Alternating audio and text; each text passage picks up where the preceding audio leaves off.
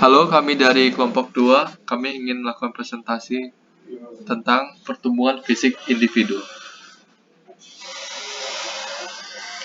Perkembangan fisik individu dimulai dari pengertian, ciri-ciri, dan faktor yang mempengaruhi. Pengertian, pertumbuhan fisik adalah perubahan secara fisiologis secara hasil dari proses pematangan fungsi-fungsi fisik yang berlangsung secara normal dalam perjalanan waktu tertentu. Menurut para ahli. Teori perkembangan Arnold Giesel.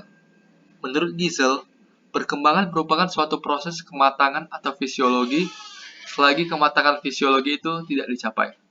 Apa saja yang dilakukan seperti berjalan tidak akan bisa tercapai. Teori tugas pengembangan Robert Havegus menyatakan bahwa perkembangan seorang anak-anak dipengaruhi oleh faktor lingkungan. Ini merupakan satu elemen penting yang berperan dalam pertumbuhan dan perkembangan pada anak-anak. Teori kognitif Jean Piaget. Pakar psikologi Swiss terkenal yaitu Jean Piaget mengatakan bahwa anak dapat membangun secara aktif di dunia kognitif mereka sendiri.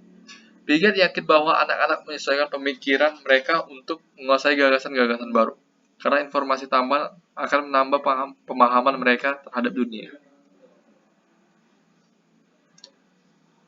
Ciri-ciri tersebut ialah dimulai dari perubahan fisik menjadi lebih besar dan panjang, di mana proses terjadi sejak anak sebelum lahir hingga dewasa. Proses pertumbuhan, masa pertumbuhan sampai lahir. Masa pertumbuhan dan kehamilan adalah masa sebelum kelahiran yang dimulai dari fertilasi ovum oleh sel sperma yang menghasilkan zigot. Zigot berkembang melalui beberapa fase sehingga menjadi embrio atau janin. Berikut adalah urutannya. Zigot adalah sel yang terbentuk sebagai hasil bersatunya dua sel kelamin. Zigot juga dapat dikatakan sebagai sel telur yang telah dibuahi sehingga dapat berkembang ke fase berikutnya. Kedua, fase formula adalah fase yang pembelahan zigot hingga menjadi 16-64 sel. Fase blastula adalah fase lanjutan morula yang terus mengalami pembelahan sel dan sudah terbentuk lekukan tidak beraturan dan adanya cairan sel yang disebut blastosel. Fase gastrula adalah proses ketika sel-sel berkembang menjadi embrio yang berisi 3 lapisan germinal primer yaitu ectoderm, endoderm, dan mesoderm. Embrio atau janin adalah proses diferensiasi sel dan pembekuan organ hingga menjadi calon individu baru. Kedua, masa setelah lahir. Masa setelah lahir adalah masa paling krusial. Bayi akan melepas ketergantungannya dengan ibu lewat plasenta. Jadi, bayi harus bisa segera bernafas. Maka dari itu, dokter atau bidan terkadang merangsang pernafasan bayi agar bayi mulai bernafas pertama kali dan mulai menangis. Menangis adalah tanda bahwa bayi lahir dengan baik. Bayi juga harus mendapatkan ASI hingga kurang lebih 1 tahun. Sangat disarankan untuk tidak mengganti ASI dengan susu formula, karena ada banyak manfaat dari ASI, seperti mendapat kekebalan langsung dari ibu dan mempererat jalan kasih antara ibu dan bayi secara tidak langsung. Di usia kurang lebih 6 bulan, gigi pertama bayi mulai tumbuh.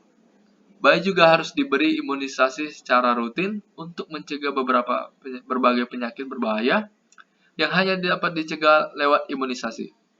Secara bertahap, bayi juga mulai belajar berbagai hal seperti menggerakkan kepala, menggerakkan tangan, mengambil objek, berguling, merangkak, duduk, berbicara, hingga berjalan.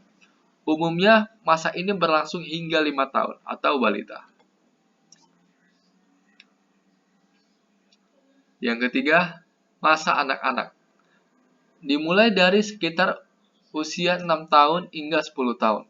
Pada masa ini, individu mulai mengikuti pendidikan formal di sekolah dan menyesuaikan diri dengan lingkungan sekitar.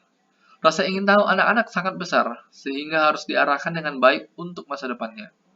Gigi susu juga mulai tanggal dan tumbuh gigi tetap. Pertumbuhan fisik dan mental juga terjadi di masa ini. Masa remaja atau pubertas. Ditandai dengan pubertas.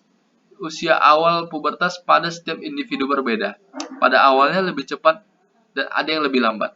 Tapi umumnya, masa pubertas dimulai di usia 8-13 tahun pada perempuan dan 10-16 tahun pada laki-laki. Ciri-ciri pubertas antara lain dimulainya menstruasi dan mulai tumbuh payudara pada perempuan. Dan mulai mimpi basah dan tumbuh janggut pada laki-laki. Selain itu, rambut mulai tumbuh pada ketiak dan sekitar alat kelamin. Pada tahap ini, organ seksual mulai mencapai tahap fungsional, sehingga harus diberikan pendidikan seks sejak dini agar anak-anak tidak terjerumus ke penyimpangan, mengingat secara psikologis remaja akan mulai tertarik dengan lawan jenis, emosi yang meluap, dan sedang mengalami masa pencarian jati diri. Masa dewasa. Masa dewasa adalah masa antara 18-40 tahun. Di masa ini, seseorang dianggap sudah mengalami kematangan baik secara fisik, psikologis, sehingga perkembangan terhenti. Emosi cenderung lebih stabil dan umumnya berperan penting di dunia karena usia dewasa mulai mencari karir dan berkeluarga. Masa lanjut usia. Manula adalah masa di usia 50 tahun atau 60 tahun ke atas. Di usia ini, umumnya seseorang sudah tidak produktif lagi, sehingga pensiun dari pekerjaannya, fungsi organ tubuh mulai menurun, gerakan mulai melambat, mudah letih, dan daya tahan tubuh menurun. Pada wanita akan mengalami menopause yang ini berhentinya haid, sehingga tidak mampu menghasilkan sel telur yang matang. Faktor-faktor yang mempengaruhi. 1. Faktor genetik atau keturunan. Faktor ini merupakan utama yang dimiliki oleh seseorang manusia dalam awal pertumbuhannya. Faktor ini sangat berpengaruh dalam proses pertumbuhannya dari bayi sampai dewasa. Biasanya faktor genetik ini susah untuk diubah, karena sudah terbentuk dan melekat pada si manusia sejak lahir. Dan sekalipun bisa diubah, itu memerlukan waktu yang cukup lama untuk mengubahnya. Contoh faktor-faktor genetik antara lain postur tubuh, warna rambut, warna kulit, sifat, temperamen, dan lain-lain. 2. Faktor asupan. Faktor ini juga mempengaruhi dalam proses pertumbuhan manusia, dengan pemberian asupan seperti makanan, vitamin, buah-buahan, sayur-sayuran, dan lain-lain. Secara teratur dalam proses pertumbuhannya, maka akan terbentuk manusia yang sehat, baik secara fisik dan sehat psikis. Asupan juga berpengaruh dengan cara efektif pertumbuhan dan lain-lain. 3. Faktor lingkungan. Faktor lingkungan ini merupakan cara pembelajaran pada para manusia dalam pembangunan karakter secara alamiah, dengan kata lain, proses belajarnya secara otomatis. Maka dengan itu lingkungan berpengaruh dalam pembangunan sifat dan karakter mereka. Apabila faktor gen dan asupan mereka telah terpenuhi dengan baik, tetapi ia bergaul dan hidup di lingkungan yang salah, maka akan menghasilkan manusia yang tidak baik pula. Sekian hasil dari presentasi kami dari kelompok 2. Terima kasih, mohon maaf jika ada kesalahan.